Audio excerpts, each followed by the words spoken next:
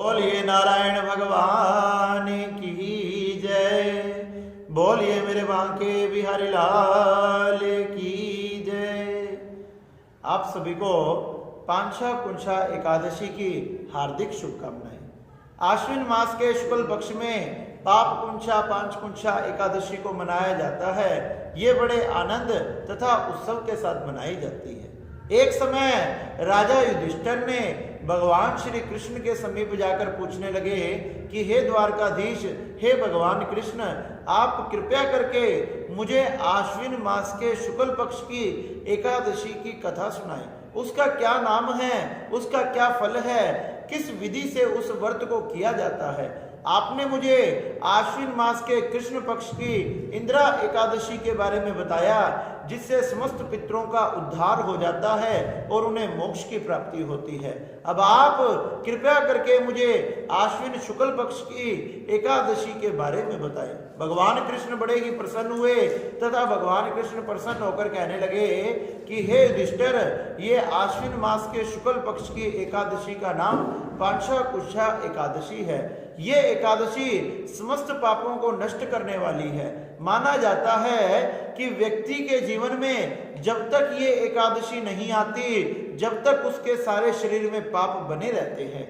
जैसे ही वो इस एकादशी के व्रत को धारण करता है, उसके शरीर से सारे पाप नष्ट हो जाते हैं और उन्हें पुण्यों की प्राप्ति होती है। ये एकादशी बड़ी महान है। जिस प्रकार से हरिद्वार, काशी तथा प्रयागराज जैसे तीर्थों में जाने से जो फल मनुष्यों को प्राप्त होता है, वही फल इस एकादशी को धारण करने से प्राप्त हो जाता है। इस एकादशी को जो व्यक्ति अपने जीवन में धारण करता है, इसका व्रत करता है, इसी की कथा को सुनता है, इसकी कथा को कहता है, उसे किसी प्रकार से भी नरक में जाना नहीं पड़ता।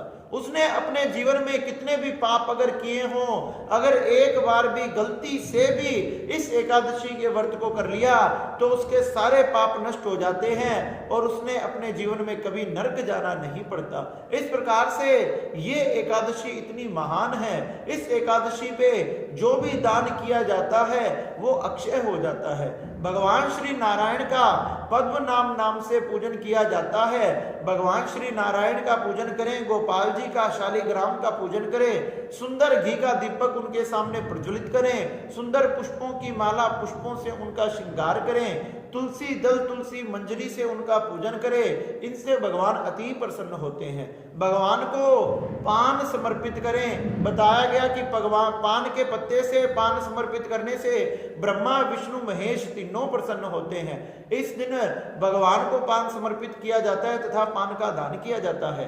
पान के पत्ते में ब्रह्मा जी का वास बताया गया तथा सुपारी में भगवान श्री नारायण का तथा चूने में भगवान शंकर का।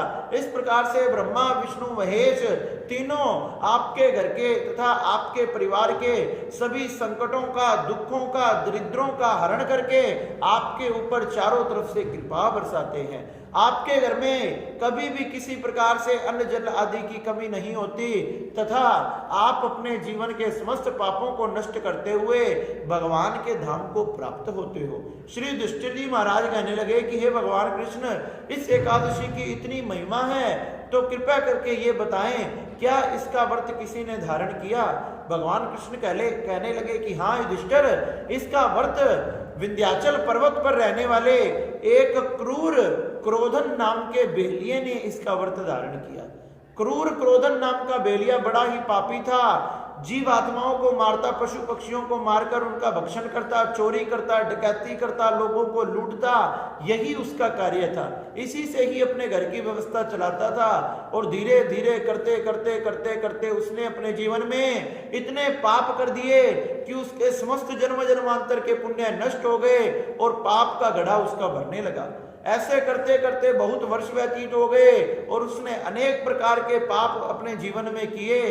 तो एक दिन यमदूतों के दूत ने, यमराज के दूतों ने उनको आकर कहा कि हे क्रूर क्रोधन, तू पाप करना छोड़ दे, नहीं तो तेरा अंजाम बहुत बुरा होगा। तूने नरक यातनाओं को भोगना पड़ेगा, तूने नरक यातनाओं को भोगना पड़ेगा, तेरा अंजाम बड़ा बुरा होगा। क्योंकि यमराज ने हमें बताया आज से कुछ दिन बाद ही तेरी मृत्यु होने वाली है, और कुछ दिन बाद जब तेरी मृत्यु हो जाएगी हम तुझे पीट पीट कर यमराज के पास लेकर जाएंगे। यमराज धर्मराज तुम्हें वैतरणी नदी में तथा नरक के कुएं में डाल देंगे, जहां से लाखों जन्मों तक, लाखों वर्षों तक तुम्हारा उद्धार नहीं हो सकता। अब तूने पाप करना है या पुण्य करना है, ये तू विचार कर ले। यमराज के दूत तो ये कहकर चले गए, लेकिन उस बहेलिये को बड़ी चिंता हुई। वो सोचने लगा कि अगर सच में ये यमराज के दूत थे और मुझे कहकर गए हैं तो सच में मुझे नरक जाना पड़ेगा, और जैसे मैंने पक्षियों को मार मार कर खाया है, ये सब मुझे मारेंगे, ये सब मुझे खाएंगे, और मैं ये सब कैसे सहन कर पाऊंगा, मैं क्या करूं। इतने में ही उसे पता लगा कि विंध्याचल पर्वत के पास में एक अंगिरा नाम के ऋषि आने वाले हैं। जैसे ही अंगिरा नाम के ऋषि वहां आकर विराजमान हुए, वो बहेलिया दौड़ा दौड़ा अंगिरा ऋषि के चरणों में पहुंच गया। चरणों में जाकर रोने लगा, विलाप करने लगा, तड़पने लगा कि हे महात्मा, हे साधु संत, आप मेरी रक्षा करो, मुझ पर कृपा करो, क्योंकि साधु संतों के दर्शन से ही जीव का कल्याण हो जाता है, जन्म जन्मांतर के पाप नष्ट हो जाते हैं। श्री अंगिरा ऋषि कहने लगे कि हे भैया, क्या बात है, तुम इस प्रकार से क्यों विलाप कर रहे हो, आप बताओ आपके दुख का कारण क्या है। वह कहने लगा कि हे गुरुदेव, हे संत महात्मा, महर्षि, साधु संत, मैंने अपने जीवन में बहुत प्रकार के पाप किए हैं, और पाप तो क्या, मैंने जीवन में बहुत पाप किए हैं। अपनों को लूटा, अपनों को खाया, जब अपनों को खा लिया तो दूसरों को भी नहीं छोड़ा। पशु पक्षी मानव मनुष्य किसी को मैंने नहीं छोड़ा, सबका मैंने भक्षण किया, सबके धन को लूटा, सबकी हत्याएं की। ऐसा कोई पाप नहीं है जो मैंने जीवन में ना किया हो। लेकिन हे साधु महात्मा, अब मैं इन पापों से छुटकारा पाना चाहता हूं, क्योंकि इसका दंड मुझे हजारों सालों तक नरक की यातनाओं को भोगना पड़ेगा, वह मैं नहीं भोगना चाहता। अंगिरा ऋषि कहने लगे कि हे पुत्र, तूने पाप तो बहुत किए हैं जिससे तेरा उद्धार नहीं हो सकता। वह रोने लगा कि हे महात्मा, कोई तो एक उपाय ऐसा होगा जिससे मेरा कल्याण हो जाए, आप कृपया करके बताएं। अंगिरा ऋषि आसन लगाकर बैठ गए, नेत्र बंद कर कर उन्होंने देखा। कहने लगे, आज से थोड़े दिन बाद ही आश्विन मास के शुक्ल पक्ष की पापा कुंशा नाम की एकादशी आने वाली है। अगर उस एकादशी का व्रत तुम अपने जीवन में एक बार भी धारण कर लोगे तो तुम्हारे समस्त जीवन के क्या, तुम्हारे जन्म जन्मांतर के पाप नष्ट हो जाएंगे और भगवान श्री नारायण तुम पर कृपा करेंगे। जैसे ही उसने सुना वह बड़ा आनंद हो गया। हुआ तो अब उसके हृदय में आनंद का समुद्र उमड़ने लगा कि भगवान का शुक्रिया, भगवान का धन्यवाद कि कोई तो ऐसा उपाय है जिससे मैं नरक आदि बाधाओं से छुटकारा पा सकता हूँ। मैंने जो अपराध किए हैं उनकी मैं क्षमा याचना कर सकता हूँ। अंगिरा ऋषि को प्रणाम कर कर नमस्कार कर कर अपने घर गया।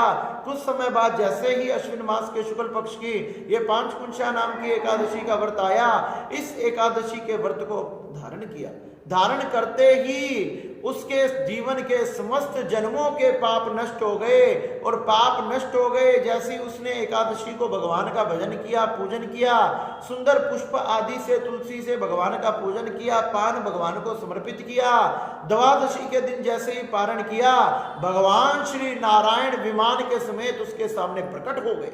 जैसे ही भगवान नारायण प्रकट हुए, उसके आंखों से अश्रुपात होने लगे और भगवान नारायण वो दौड़ा दौड़ा भगवान के चरणों में प्रणाम किया और भगवान ने उसके सिर पर सुंदर हाथ रखा और अपने साथ बैकुंठ लोक को ले गए। युधिष्ठिर जी महाराज कहने लगे, क्या इसने अपने जन्मों में इतने पाप किए फिर भी इसको बैकुंठ की प्राप्ति हुई? भगवान कृष्ण कहने लगे, यही तो इस एकादशी का प्रभाव है। अगर मनुष्य एक बार भी इसका व्रत धारण कर ले तो उसे यम का दूतों का मुंह नहीं देखना पड़ता, नरक नहीं जाना पड़ता, यमराज के रस्ते पे, यमराज के ठिकाने पर नहीं जाना पड़ता। वह तो भगवान नारायण के चरणों में जाता है और सदा सदा के लिए बैकुंठ में, विष्णु लोक में वास करता है। इस प्रकार से युधिष्ठिर जी महाराज बड़े ही प्रसन्न हुए कि ये पांचकुंशा नाम की एकादशी बड़ी पवित्र है, जो समस्त जीवन के पाप आदि को नष्ट करने वाली है तथा समस्त प्रकार से पुत्र आदि की, विवाह आदि के कार्य, घर की वृद्धि, व्यापार की वृद्धि, सभी प्रकार की मनोकामनाओं को पूर्ण करने वाली है। इस प्रकार से युधिष्ठिर जी महाराज ने एक कथा सुनी और भगवान नारायण ने, भगवान कृष्ण ने श्री युधिष्ठिर जी महाराज को ये बड़ी ही सुंदर कथा सुनाई। बोलिए नारायण भगवान की जय। अगर आपको हमारा चैनल पसंद आता है, ये वीडियो पसंद आती है, तो आप हमारी वीडियो को लाइक करें और चैनल को सब्सक्राइब करना भी ना भूलें तथा वीडियो को आगे शेयर करें। बोले श्री मां के बिहारी लाल की।